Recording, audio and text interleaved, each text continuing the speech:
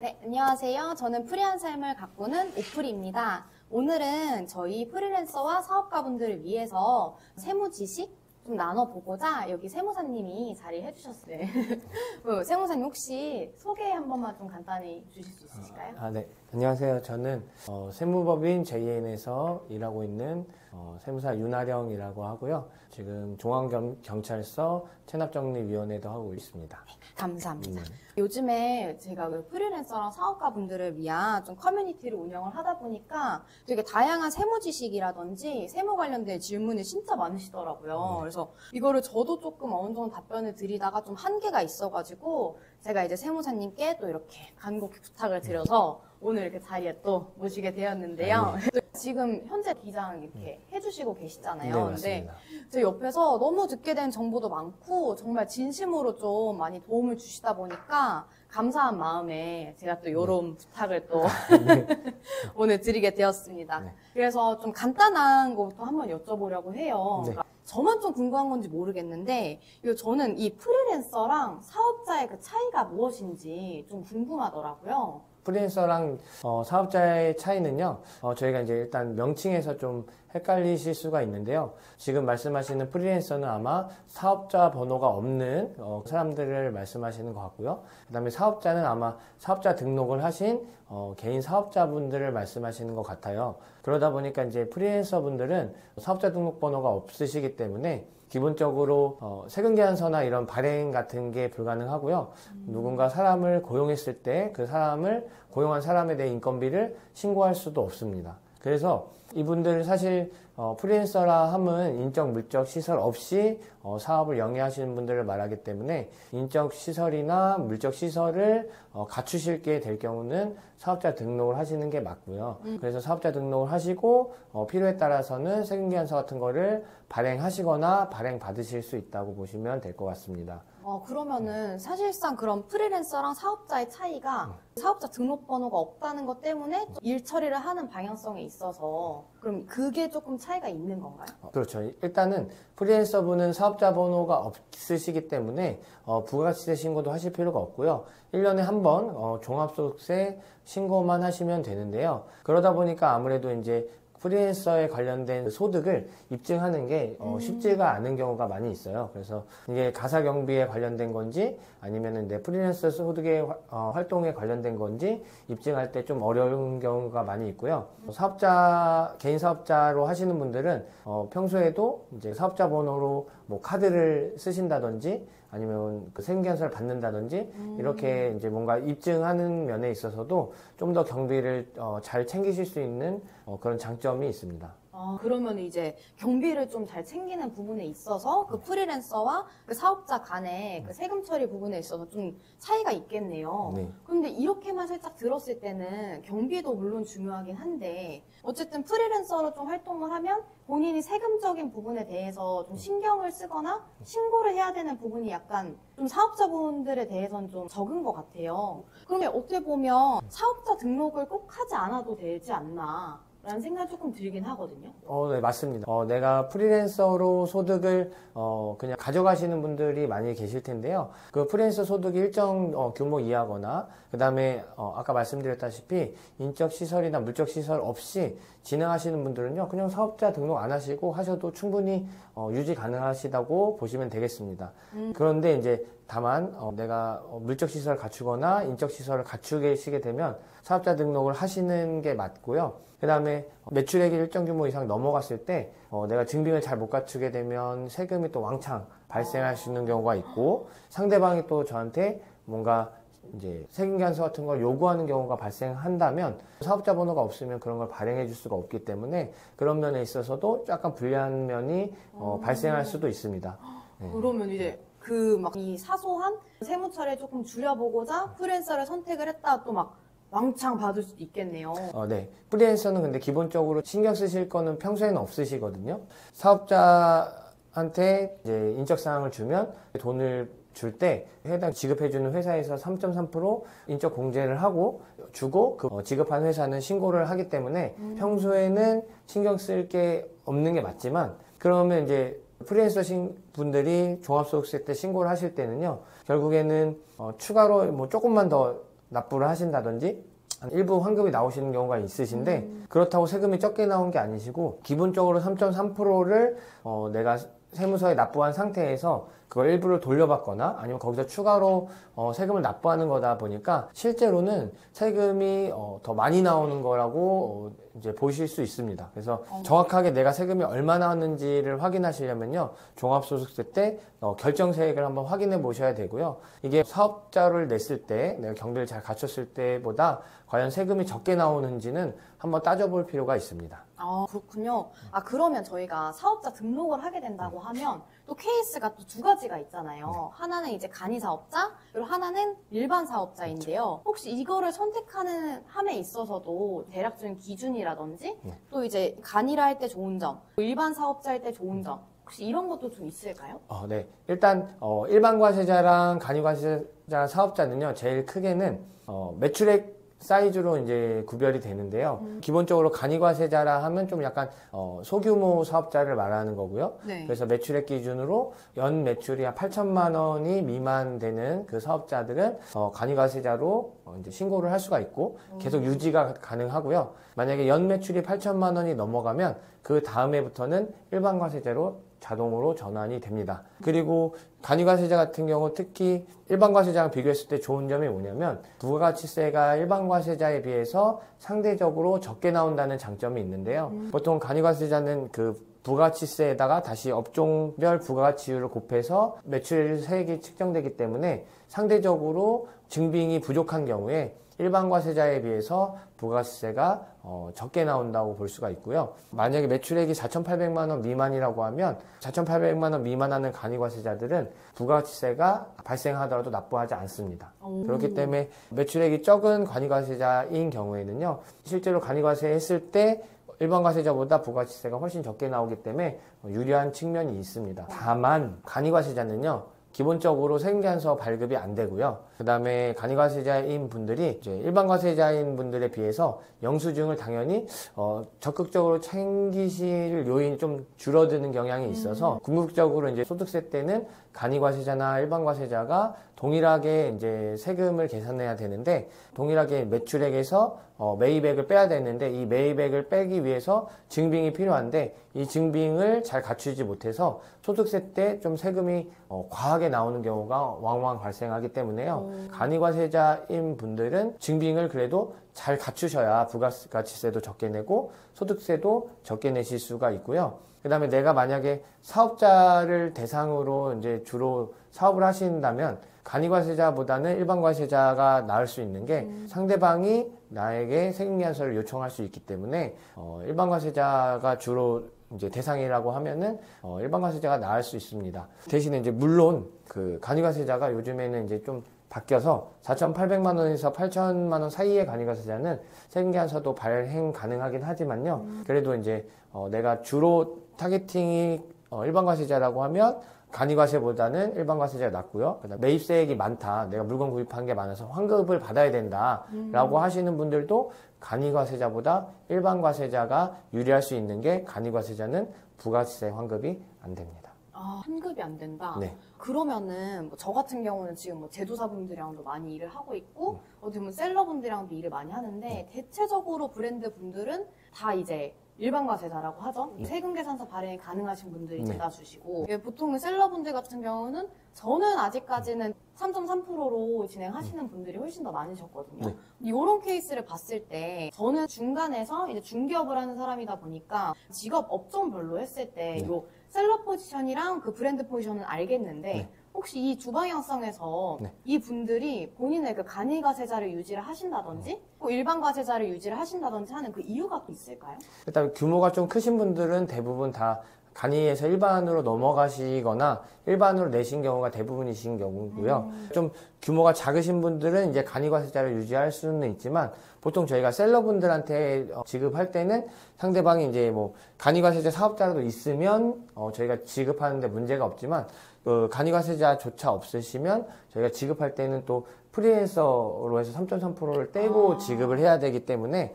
그 상대방이 내가 받는 매출액 사이즈와 그러니까 내가 운영하는 규모 사이즈와 그다음에 내가 타겟팅이 최종 소비자들을 대상으로 한 건지 사업자들을 대상으로 한 건지에 따라서 그게 좀 차이가 있다고 보시면 됩니다.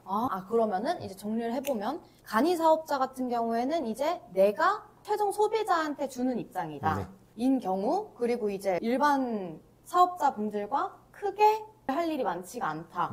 그래서 본인이 지불하는 비용에 대해서는 해결을 하면 된다.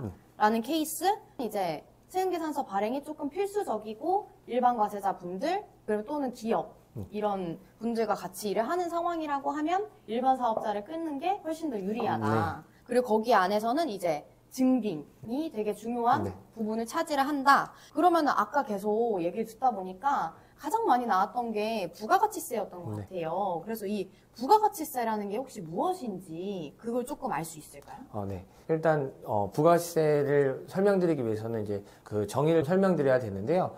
부가세는 이제 재화나 용역을 공급할 때 그 부가가치에 과세되는 일종의 세금이라고 보시면 됩니다. 그래서 저희가 물건을 팔 때나 혹은 뭐 음식을 뭐 팔 때나 이런 때 그 물건값에 10%의 부가세가 있다고 보시면 되고요. 그럼 만약에 제가 물건을 팔 때 부가세를 별도로 주고받지 않았다면 그 물건값이나 그 음식이나 이런 가격에 부가세가 보통 포함되어 있다고 보시면 됩니다. 지금 저희가 설명드린 건 다 부가세 이제 과세에 대해서 설명드리는 거고요. 그래서 부가세 과세라는 전제 하에서는 일단 모든 물건값에는 부가세가 별도로 붙어 있다고 생각을 하셔야 되는데, 그럼 예를 들면 제가 물건을 뭐 10,000원 주고 팔았는데 내가 부가세를 안 받았다라고 하더라도 이 물건값은 그러면 9,091원 정도만 물건값이 되는 거고요. 그러면 909원은 제가 그중에 세무서에 납부를 해야 되는 상황이 발생하는 거예요. 그래서 이거를 간략하게 설명을 드리면 이 부가가치세는 결국 누가 부담하는 거냐면 최종 소비자가 부담하는 거거든요. 그렇기 때문에 그러면 내가 물건 팔았는데 부가세 이 중에 떼어서 내는 건 그럼 최종 소비자가 부담 안 하는 거 아니냐. 그렇기 때문에 저희가 물건을 팔 때 물건의 부가세를 명확하게 얘기를 하고 최종 소비자가 이 부가세를 부담하게끔 하는 거고요. 만약에 이 물건값에 부가세를 명확하게 얘기 안 했다고 하더라도 그 물건에는 무조건 부가세가 들어있다고 보기 때문에 그러면 저희가 그 최종 소비자가 내지 않은 부가세를 저희가 내야 되는 상황이 발생할 수 있어서 항상 부가세를 고려한 물건값을 책정하시는 게 중요하다고 보시면 되겠습니다. 이제 얘기 듣다 조금 궁금한 게 아까 계속 말씀하신 게 이 모든 상품에는 좀 부가세가 이렇게 들어있다 뭐 이렇게 말씀 주셨잖아요. 근데 제가 가끔 보니까 식품 쪽이라든지 약간 좀 생물 이런 쪽에서는 면세 상품이 조금 있더라고요. 맞습니다. 그래서 혹시 과세 상품과 면세 상품에 조금 차이점이 있을까요? 네, 있습니다. 일단 모든 이제 과세라고 보시면 되는데요. 그러면 부가세가 없는 거는 이제 면세라고 하는데, 면세는 열거를 해놨어요. 뭐 기초생활 필수품, 그 다음에 교육 용역, 문화 용역, 그 다음에 이런 토지 관련 용역, 이런 식으로 나라에서 열거를 해놨기 때문에요. 그 열거된 항목만 면세고 나머지는 다 과세라고 보시면 됩니다. 그렇군요. 제가 이 물건을 사든지 어떤 거래를 조금 진행함에 있어서 이게 부가세 별도가인 건지 면세가인 건지 포함가인 건지 요거는 꼭 짚고 넘어갈 필요가 좀 있겠네요. 그렇습니다. 저희가 그럼 음식을 사 먹을 때 항상 부가세를 주고 사 먹고 있는 거라고 보시면 됩니다. 그렇군요. 이 부가가치세라는 게 그 세금 처리하는 과정에서 그리고 어떤 사업자든 간에 굉장히 중요한 것 같은데, 혹시 그러면 부가가치세를 좀 절세할 수 있는 팁이라든지 좀 방법 같은 게 좀 있을까요? 네, 사실 부가가치세는요, 특별하게 팁이라고 할 수 있는 게 없어요. 그러면 대신에 뭘 주의하시면 되냐면, 내가 공제받고 부가세를 줄일 수 있는 거를 놓치지 않는 게 중요하다고 보시면 되거든요. 그러면 부가가치세는 기본적으로 저희가 매출세액에서 매입세액을 빼서 납부세액이 나오는데요. 매출세액은 저희 매출액 곱하기 10%가 매출세액으로 정해지는 반면에, 매입세액은 저희가 꼭 필요한 적격증빙을 갖춰야지만 경비 처리를 받을 수가 있거든요. 근데 그 적격증빙이 세금계산서, 현금영수증, 신용카드 이렇게 정해져 있어요. 그러니까 내가 물건을 샀을 때 세금계산서를 받거나 그 다음에 신용카드로 구매하거나 현금을 지출했으면 현금영수증을 발급받거나 이렇게 하지 않으면 부가세가 빠지지 않아요. 그러면 어떤 경우에 이게 안 되냐? 거래명세표, 그 다음에 뭐 입금증, 그 다음에 계좌이체, 간이영수증 이런 거는 부가세 공제가 안 된다고 보시면 되겠습니다. 아, 그럼 그냥 서류인 거예요? 그거는 일종의 내가 거래를 했다는 이제 보조 수단인 거지 그 자체로 부가세가 공제가 되는 건 아니고요. 자체로 아무런 효과도 없냐. 네. 그걸로 내가 실제 거래했다는 사실을 입증을 해서 예를 들어 내가 물건을 뭐 100만 원짜리 물건을 샀는데 네. 부가세를 안 줬어요. 부가세를 안 주고 그냥 100만 원만 딱 주고 물건을 샀는데 영수증도 없단 말이죠. 그러면 이 물건에 대해서 내가 입증을 못 하냐? 꼭 그런 건 아닌 게 내가 계좌이체 한 내역을 통해서 이거를 소득세 때 증빙 처리를 할 수 있는데 대신에 이제 가산세가 일부 나오겠지만 증빙 처리는 비용 처리가 가능하고 대신에 부가가치세는 공제를 받을 수가 없다고 보시면 되겠습니다. 아, 또 그런 게 있네요. 아, 그럼 이것도 그 서류의 종류별로 조금 꼼꼼히 좀 챙길 그렇죠. 필요가 있겠네요. 네. 그러면 방금까지 이제 소득세 말씀 주시기도 했고 해서 제가 생각이 났는데 요즘 그 소득세 중간 예납? 네. 뭐 이런 거를 조금 얘기를 하더라고요. 네. 실제로 벌써 내려고 준비하고 계시는 분들도 계신데 네. 전 사실 처음 알았어요. 저도 이제 사업이 처음이다 보니까 그러기도 네. 했는데 약간 종합소득세라고 하면은 매년 5월에 조금 시작되는 걸 알고 있었는데 중간 예납? 네. 중간 예납이라는 게 혹시 뭔지, 그럼 이제 5월 달에 무엇을 좀 해야 될지 설명해 줄 수 있으실까요? 사실 소득세 중간예납도 있지만 부가가치세도 예정고지라는 게 있어요. 아. 그래서 국가에서는요, 뭐 부가세는 뭐 기본적으로 6개월에 한 번, 그 다음에 소득세는 1년에 한 번 이렇게 하다 보니까 그러면 중간중간에 이제 세금의 이제 세수가 좀 거둘 필요가 있는 거예요. 그럼 예를 들어서 부가세를 6개월에 뭐 300만 원을 냈다, 상반기에. 네. 그럼 하반기에 또 300만 원을 한꺼번에 거두면 이게 걷기가 어려우니까 그럼 상반기에 300만 원 낸 거를 반 해갖고 150만 원을 중간에 한번 고지를 해서 걷어요. 그리고 나중에 그 6개월치 신고할 때 그 150만 원 미리 낸 걸로 해서 정산하는 개념으로 만약에 총 내야 될 세금이 200이다. 그럼 50만 원만 추가 납부하는 식으로 진행이 되고요. 종합소득세도 마찬가지로 1월부터 12월까지에 대한 세금을 물론 신고는 그 다음에 5월 31일까지 하지만요. 이게 첫 해에 신고를 했을 때 세금이 만약에 300만 원의 종합소득세가 나왔다라고 하면 그 300만 원의 세금의 반인 150만 원을 그 해에 11월에 미리 한번 고지를 해서 징수를 합니다. 그걸 중간예납세액이라고 하고요. 그럼 이거 미리 징수해갔는데 나중에 5월 달에 신고하려고 봤더니 세금이 120만 원이 확정이 된 거예요. 그러면 저는 이미 150만 원을 냈었기 때문에 30만 원을 환급을 해줍니다. 그리고 만약에 180만 원이 나오면 내가 150만 원 미리 냈기 때문에 30만 원만 추가 납부하게끔 되어 있습니다. 아, 또 그런 게 있군요. 네. 그럼 이게 사실 중간 예납을 하라고 했을 때 이거는 의무인가요? 중간 예납 그 고지가 떨어지면 무조건 내야 되는 거예요? 네. 중간예납이 나오면 나라 입장에서도 사실 세금을 미리 내고 싶어 하시는 분들 많지 않을 거란 말이죠. 그쵸. 근데 해당 중간예납에 해당하시는 경우에는 중간예납을 하지 않으시면 이게 이제 체납으로 넘어가고요. 대신에 이제 내가 매출액이 갑자기 그 다음에 확 줄었다. 신고를 그 해 매출액 기준으로 신고를 해서 우리 중간예납이 이렇게 아니고 우리는 실제로 이거보다 더 적습니다. 우리 이번에 손실입니다. 라고 신고를 함으로써 중간예납을 대체할 수 있습니다. 그럼 약간 제가 여태 이해하고 있었던 건 종합소득세가 약간 그 1년 동안 나왔던 그 비용을 약간 이익이랑 좀 이런 거를 좀 계산을 해가지고 세금을 매기는 걸 알고 있었는데 그럼 사실 지금 11월 달에는 네. 아직 안 끝났잖아요. 네. 안 끝났는데도 그걸 알 수가 있는 거예요? 그래서 중간예납 같은 경우는 전년도의 세금이 그냥 반이 고지가 되는 거고요. 저희가 올해 신고할 때는 만약에 매출액이 줄었다. 그러면 언제 매출액이 줄었다고 신고하는 거냐면 상반기 매출액이 전년도 매출액 대비 30%가 안 됐을 때. 근데 이걸 어떻게 알 수 있냐? 이미 상반기 부가가치세 신고는 7월 25일까지 끝났기 때문에 매출액이 확정되어 있는 상태고요. 그래서 이 매출액이 전년도 매출액의 30% 이내로 줄었다면 당연히 경비랑 했을 때는 중간예납세액이 훨씬 적어지거나 혹은 안 나올 수가 있다고 보시면 됩니다. 이렇게 종합적으로 듣고 보니까 예납도 그렇고 내년 5월 달도 그렇고 저는 사실 그때 딱 그 세금 신고해야 되는 기간만 신경 쓰면 된다고 이해를 하고 있었는데 지금 뭔가 막 그 전에 증빙 이런 서류도 챙겨야 되고 뭐 중간에 부가가치세 기준으로 30% 안 됐을 때 또 신고를 해야 되고 이런 것들이 되게 많잖아요. 좀 종합적으로 보니까 그 지금 종소세 신고 이런 걸 대비를 할 때 미리미리 챙겨야 되는 게 되게 많은 거죠. 그렇죠. 사실은 절세를 하시려면요. 절세는 세무사가 해주는 게 아니고요. 사장님이 절세를 하시는 건데 그걸 도와주는 게 이제 세무사의 역할이라고 보시면 될 것 같아요. 그래서 그럼 절세를 언제 하는 거냐? 절세는 평소에 사장님이 증빙을 잘 챙긴다든지 이런 식으로 해서 진행이 되는 건데요. 그러면 부가세 신고도 뭐 상반기는 다음 분기 7월 25일까지, 하반기는 그 다음 분기 1월 25일까지 이런 식으로 진행되다 보니까 실제로 해가 넘어가기 전에 뭔가 내 매출액이 어느 정도 나오고 경비가 어느 정도 지금 입력이 돼 있고 그래서 내 이익이 어느 정도인지 한번 시간이 좀 필요해요. 그래서 해가 넘어가서 그 다음에 5월 달에 와서 세금 이 정도 나옵니다 라고 안내하는 거는 좀 맞지 않고요. 이미 해가 지나기 전에 이 정도 이익이 나는데 혹시 경비 빠진 건 없으신지 더 챙기실 건 없으신지 한번 이제 그 담당 세무사가 확인을 해준다든지 아니면 이제 사장님이 뭐 세무사를 안 쓴다고 하더라도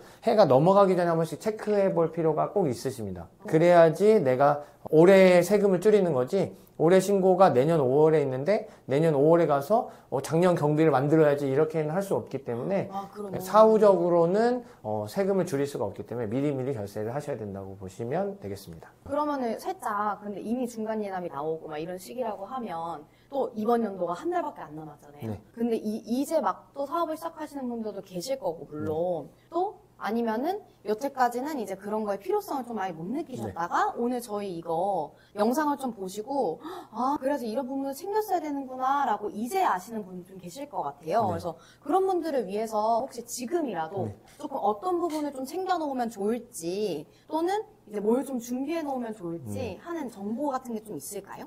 네, 일단은 처음에 이제 사업을 시작하시는 분들이라면 사업자 등록하실 때 사업자 등록을 어떻게 하시는지도 좀 세금을 줄일 수 있는 방법이 될 수도 있고요. 그 다음에 이제 11월 달, 지금 12월 달 얼마 남지 않으셨지만 혹시 내가 주로 카드를 쓰신다고 하면 국세청 홈택스에다가 카드를 등록함으로써 해당 이제 영수증을 원래는 이제 일일이 모아야 되는데 홈택스에 등록하면 그 등록한 달의 1일부터 홈택스에 조회가 되거든요. 그러니까 이제 영수증을 모아야 되는 수고도 조금 줄일 수가 있고요. 그 다음에 올해 내가 사업하면서 사업과 관련된 경조사비, 뭐 카톡이라든지 문자 받으신 게 있으면 그 문자 한 건당, 카톡 한 건당 20만 원의 경비 처리가 되기 때문에요. 그 해당 경비, 그 카톡이나 문자를 캡처해서 보관해 주시는 것도 일종의 도움이 될 것 같고요. 그 다음에 내가 근로자들은 퇴직하면 퇴직금을 받을 수 있지만 사업자들은 퇴직했을 때 퇴직금을 못 받기 때문에 그걸 대체하기 위해서 이제 노란우산공제 같은 걸 가입하면 그 가입한 금액의 일정액만큼을 소득공제를 받아서 그거에 이제 세울 만큼의 세금 혜택을 또 받으실 수가 있으니까 그런 것도 좀 챙겨보시면 좋으실 것 같습니다. 노란우산 공제 저도 얘기는 많이 들어봤는데 좀 더 세세히 좀 볼 필요가 있을 것 같고 그런 청년 감면 혜택 같은 것도 되게 좋으신 것 같아요. 그래서 지금 오늘 좀 전반적으로 약간 들어보니까 정말 세무는 확실히 내 사업에 집중하느라 맡기고 조금 의지를 하는 것도 물론 좋지만 좀 스스로 챙기고 좀 공부를 했을 때 더 많은 혜택을 가져갈 수 있는 부분이 좀 세무라는 게 오늘 좀 많이 느껴졌거든요. 그래서 저희가 지금 도프리에서 준비를 하고 있는 게 있어요. 그쵸? 그러니까 저도 이제 막 시작했던 프리랜서이자 사업자이고 그러면서 이제 저도 세무사님께 많은 도움을 받았기 때문에 좀 이런 혜택 같은 거를 좀 많은 분들하고 좀 나누고자 일단 저희가 초기 창업자 분들이라든지 지금 당장에서는 다른 세무 서비스 없이 좀 기장비도 좀 아끼면서 진행을 하고 싶으신 분들을 위해서 스스로 좀 등록을 하시고 해결을 하실 수 있도록 기초 지식부터 좀 이런 청년 감면 혜택, 뭐 공제 같은 정보랑 함께 이제 직접 홈택스에서 어떻게 등록을 하면 되는지 그런 것도 다 좀 세세하게 강의를 좀 준비를 하고 있고 거기에 플러스로 또 저희 세무사님께서 1월 16일 날 이제 다가오는 오후 9시에 저희가 무료 특강을 또 준비를 하고 있거든요. 그래서 이런 부분, 좀 세무에 대해서 알고 싶은 게 있으셨다든지 또는 궁금한 사항이 있었지만 세무 관련된 좀 상담을 받아보자니 조금 연락드리기 어려우셨던 분들은 이번에 무료 특강 참여하셔가지고 세무사님께 많은 질문 드리고 좀 답변도 받으시면서 좀 좋은 정보 나눌 수 있는 시간 좀 가지면 좋을 것 같아요. 그래서 저희 한번 그때 준비할 건데 괜찮으시죠? 네, 괜찮습니다. 네. 오늘 너무 감사합니다. 네, 감사합니다. 네. 네.